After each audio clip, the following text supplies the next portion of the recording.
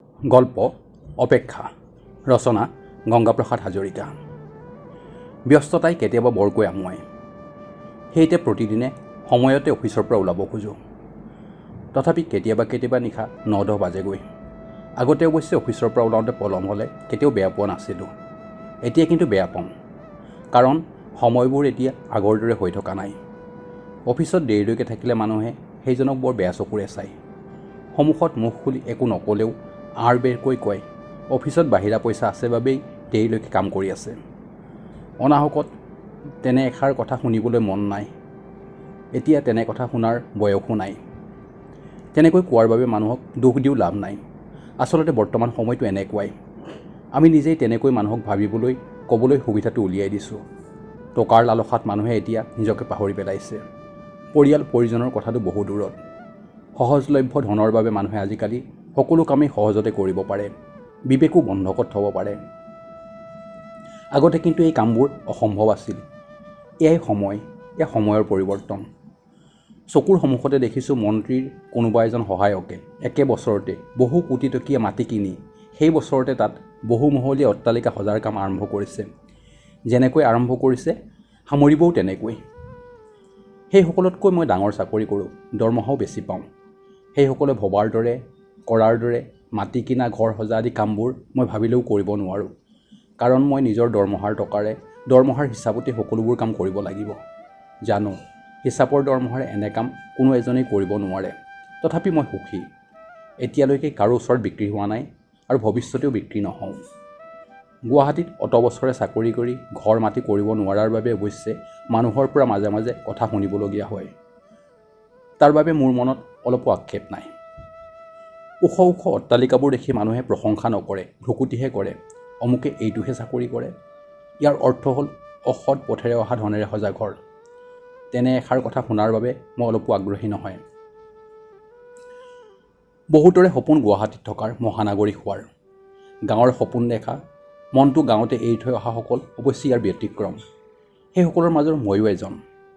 এনে বহু মানুহ আছে, আন্তৰিকতাৰে নহয়, কৰ্তব্যৰ তাগিদাতহে বাধ্য হৈ গুৱাহাটীত বাস কৰি আছে। মহানগৰীকে সৃষ্টি কৰা সমস্যাবোৰে সেইসকলক বৰকৈ দহে। সেউজীয়া চহৰ এখন চকুৰ সন্মুখতে ধ্বংস হোৱাত সেইসকলে চকু নুটুকে। খানাপাৰা পাহাৰত বোমাৰে শিল ভঙাৰ শব্দই পৰিৱেশটো কঁপাই তোলে। সোণাপুৰ, চন্দ্ৰপুৰ, পানীখাইটি, খাৰগুলিৰ কথা ক'বই নালাগে। মানুহৰ অত্যাচাৰত প্ৰকৃতিয়ে আতংকত শিয়ৰে। আজি নিমজ হৈ থকা সেউজীয়া পাহাৰটো কাইলৈ লঠঙা হ'ব। মানুহৰ নিষ্ঠুৰতাত অসহায় প্ৰকৃতি। সেইবোৰ দেখি মোৰ মনটো বেদনাৰে ভৰি পৰে। প্ৰকৃতিৰ দৰে মই বৰ অসহায়। নিশৰ আৰু নিৰ্জন গুৱাহাটীত বহুতৰে চকু পানী সৰে, বহুতে সৰ্বস্ব হেৰুৱাই চকু নুটুকে। দিনৰ গুৱাহাটীকনো কি বুলিম? কেতিয়াবা ক'বৰ মন যায়, ইয়াত মানৱতাও হেৰায়। তথাপিও গুৱাহাটী, উত্তৰ পূবৰ দুৱাৰমুখ গুৱাহাটী। বহুতৰ বাবে এয়া সপোনৰ গুৱাহাটী, পৰিৱৰ্তনে সজা গুৱাহাটী, পৰিৱৰ্তনে অনা গুৱাহাটী। সেইসকলৰ বাবে গুৱাহাটী সদায়েই গুৱাহাটী। আজি অফিচৰ পৰা ওলাওঁতে নিশা 10 বাজিল। ওলাই আহোঁতে কিয় জানো এই কথাবোৰে মোক আমনি কৰি আছিল। লগতে সুলেখাৰ কথাও মনলৈ আহি আছিল। আজি অফিচত থাকোঁতে তাইৰ পৰা ফোন পাইছিলোঁ। অকল ফোনেই নহয়, লগতে ফোনত তাই নিজৰ ফটো এখনো মোলৈ পঠিয়াই দিছিল। তাইৰ মাতষাৰ সম্পূৰ্ণ 28 বছৰৰ পাছত শুনিলোঁ। সুদীৰ্ঘ 28 বছৰ পিছত তাইক ফটোটো দেখিলোঁ। গোলপীয়া শাৰী পিন্ধা, সোঁফালৰ কাণৰ কাষেৰে বেকা হৈ পৰি থকা কেইডালমান চুলি, ডাঙৰকৈ ফুট লোৱা, চশমা পিন্ধা সেই ছোৱালীজনীৰ সুলেখা। চুলিখিনি বেনি গুঠি পিছফালে পেলাই থোৱা থাকে। সুলেখা বুলিলে মোৰ মনলৈ সদায় এই ছবিখনেই আহে। মোৰ মনলৈ অহা তাইৰ সেই ফটোখন মই উঠাইছিলোঁ আজিৰ পৰা 28 বছৰ আগতে ভুৱনেশ্বৰী মন্দিৰৰ পাহাৰৰ ওপৰ সেই শিলটোত। শিলটোৰ ওপৰত বহি আমি লুইতক বুকুত সাৱটি থকা গুৱাহাটীখন চাইছিলোঁ। সেই সৌন্দৰ্য উপভোগ কৰিছিলোঁ। ফটোখন মোৰ ওচৰত এতিয়াও সযতনে থোৱা আছে। তেতিয়া আমি ডিব্ৰুগড় বিশ্ববিদ্যালয়ৰ অসমীয়া বিভাগৰ ছাত্ৰ ছাত্ৰীবোৰ মিলি ভুৱনেশ্বৰী মন্দিৰলৈ গৈছিলোঁ। সেই সুবিধাতে ফটোখন লৈছিলোঁ।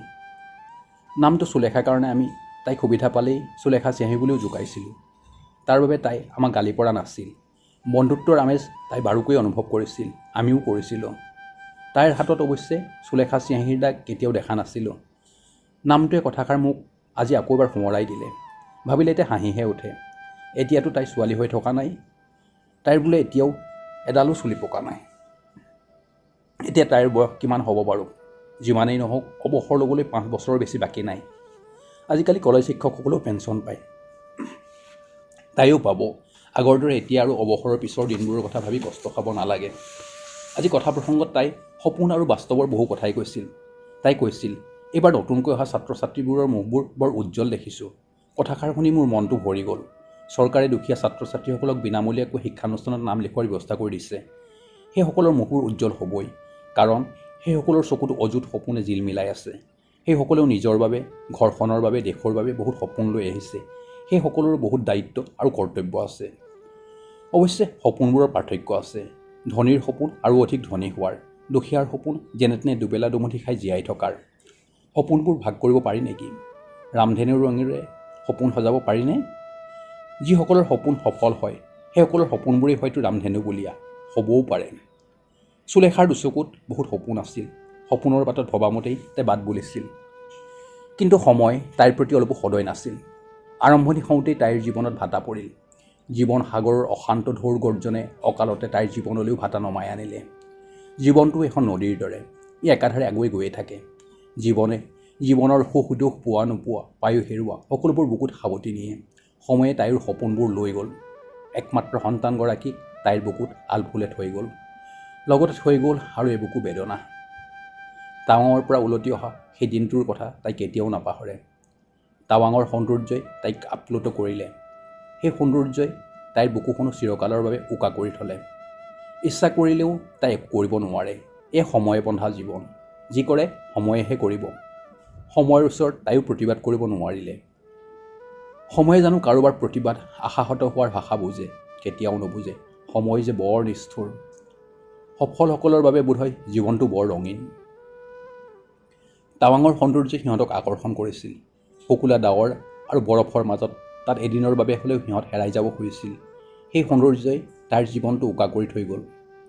তাইৰ জীৱনটো টাৱাঙৰ পথত পাহাৰতলিৰ গহ্বৰত হেৰাই গ'ল। মনৰ পৃথিৱীত তাই চিৰকালৰ বাবে অনাথ হ'ল। সপোনবোৰ অঘৰী হ'ল। টাৱাঙৰ মনোমোহা সৌন্দৰ্য উপভোগ কৰি উলটি আহোঁতে দিৰাঙৰ সমতলখিনি পাৰ হৈ গাড়ীখন বাগৰি পৰাৰ সেই ছবিখনে তাইক কন্দুৱাই আছে আৰু চিৰকাল কন্দুৱাই থাকিব। সেই দুৰ্ঘটনাত স্বামীৰ লগতে তাই শাহু শহুৰকো হেৰুৱালে। জীৱনৰ পাতনিতে চিৰকালৰ বাবে তাই আধা দুখৰীয়া হ'ল। তাইক অত বছৰে লগ পোৱা নাছিলোঁ, ভালেই আছিল। কথাবোৰ মই জনা নাছিলোঁ। আজি লগ পাই মনটো যিমান ভাল লাগিছে, এতিয়া তাতকৈ বহু বেছি বেয়াহে লাগিছে। উপায় নাই, জীৱনে আমাক আগুৱাই নিব, সময়ে তাত ৰং বোলাব। আমি দেখা সপোনবোৰৰ ৰং ৰামধেনু বুলিয়াই হয় নে এনেকুৱা আধা দুখৰীয়াই হয়, সেয়া মাথো সময়েহে ক'ব। সুলেখাৰ ফোন নম্বৰ মোৰ ওচৰত আছে যদিও ব্যস্ততাৰ বাবে মই বহুদিন তাইৰ খবৰ ৰখা নাই। মনত পৰিলেও পিছুৱাই থওঁ। আমি যে বৰ স্বাৰ্থপৰ। বৰ্তমানে আমাক স্বাৰ্থপৰ কৰি নি আছে। দায়িত্ববোৰ আমি পাহৰি গৈছোঁ।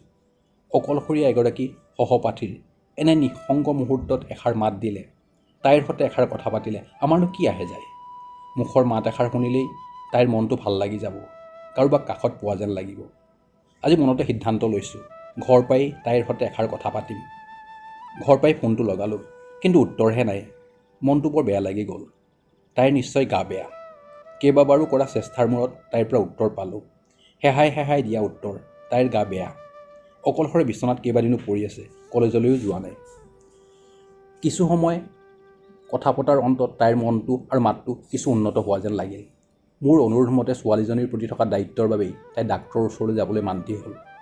গুৱাহাটীত পঢ়ি থকা তাইৰ ছোৱালীজনীয়ে মনত অশান্তি পাব বুলি ভাবি অসুখৰ কথা তাই জীয়েকক এতিয়ালৈকে জনোৱা নাই। এতিয়া সময় পালেই মই সুলেখাৰ খবৰ ৰাখোঁ। সৰল বন্ধুত্বৰ উমাল আন্তৰিকতা অনুভৱ কৰাৰ সেই সুবিধাকণ তাইকো দিওঁ। তাইৰ কথা ভাবি থাকোঁতেই ফোনটো বাজিল। দেখিলোঁ তাইৰ পৰাই ফোন আহিছে। কি কৰি আছা? একেই ব্যস্ততা। আজিকালি আমি মেচিনৰ দৰে হৈ গৈছোঁ নহয়, সকলোবোৰ পাহৰি যাওঁ। তুমি মোকো পাহৰিলা নেকি? নাই পাহৰা। কিয় পাহৰিম?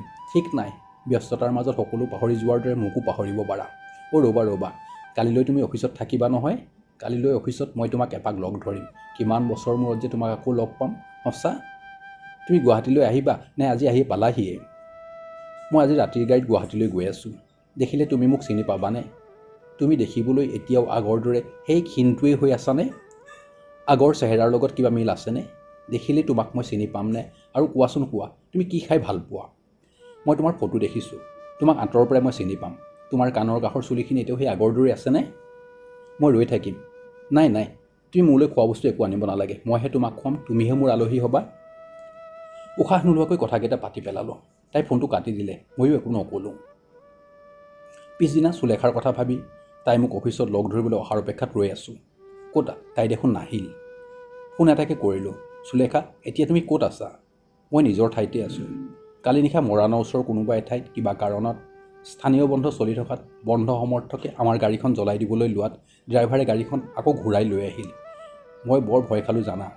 জীৱনত এবাৰ বৰ বেয়াকৈ ভয় খাই থৈছোঁ নহয়।